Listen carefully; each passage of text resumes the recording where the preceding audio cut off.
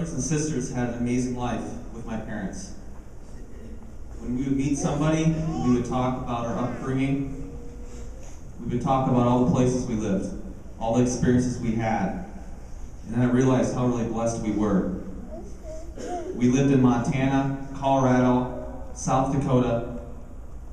We lived in Miles City, Montana, Dillon, Colorado, Frisco, Colorado, Millette, South Dakota, Aberdeen, South Dakota, Britton, South Dakota, a farm near Ashen, another farm near Redfield, another farm near Redfield, Salem, Mitchell, and now Wacoma.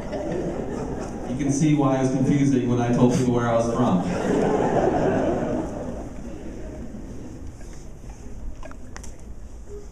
We lived in Ski Resort, Colorado, small town, South Dakota.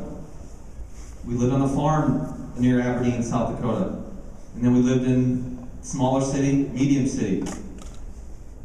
But Wacoma was home. This is when we came, it felt the place we should be. Growing up, we had dogs, cats, horses, cows, chickens, geese, every animal imaginable. But for some reason, the sheep just stood out for my parents. Most people, when they start a farm, they want to get a few animals, and they want to get some sheep, they'll start with maybe, 100. Not my parents. Let's go with 1,000. So growing up, it was always a story. There was always something going on. There's so many memories I can share with you about my parents. My mom telling us kids to live life to the fullest. Don't wait to do anything, to do something that will be too late to do. She told us not to save all our money for retirement, take advantage of that right now, and do what you like to do. For some reason, I don't think my mom would have a career in the retirement estate planning. Mom, if you could see my latest credit card statement, you'd be proud.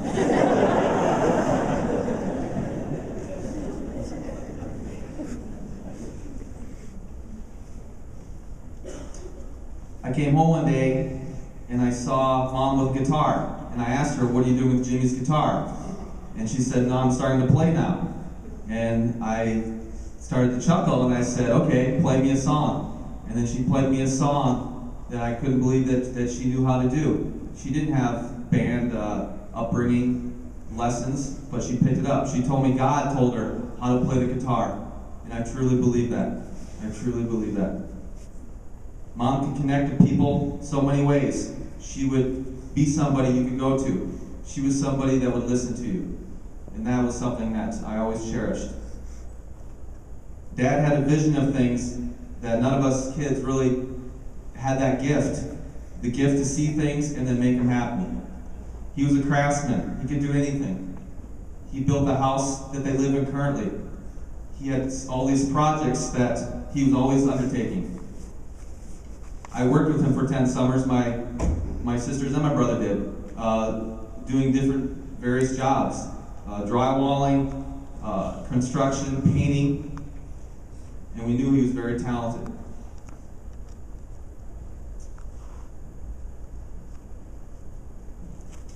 Dad wasn't real up to speed with technology. Cell phones wasn't his thing. I remember using his phone one day, and there was a message there, and it said, "You have a message," and I retrieved the messages, and it said, "You have 39 messages." And I said, "Dad, are you going to check your messages?" And he looked at me, and he didn't realize there was a message machine.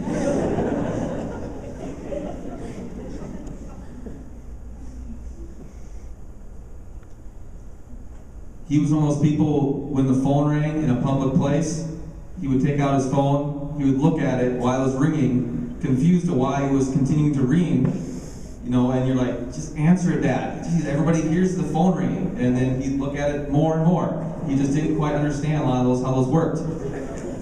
His, another thing that I always thought was comical was with his watch.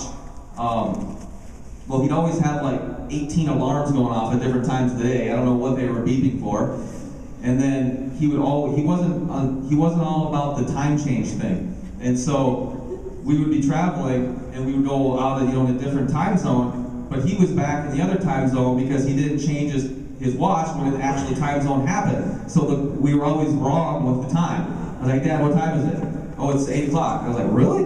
I thought it was like 6 o'clock. I was like, oh yeah, it's 6 o'clock, but it's 8 o'clock, back, and he's given us some explanation. I was always confused why he did that.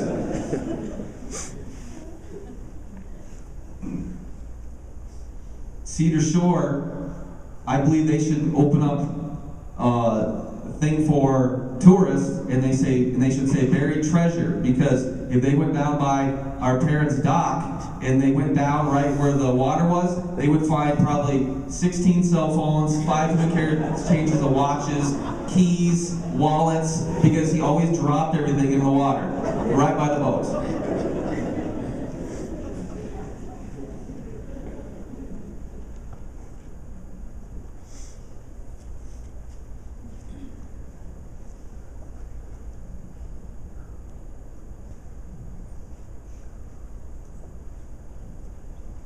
I talked to Dad on Saturday on the way when they were going down to Platte. We talked about him coming up to Sioux Falls to work on the house and doing some things. He told me him and Mom were looking forward to their trip down there. They look forward to it every year. Mom and Dad love the river. They love the boat. They love their boat friends. They love their family. But mostly they love being on the water. And they absolutely love the trip down to Platte. My mom told me it was such a special place and such a special trip, their river trip down to Platte every year.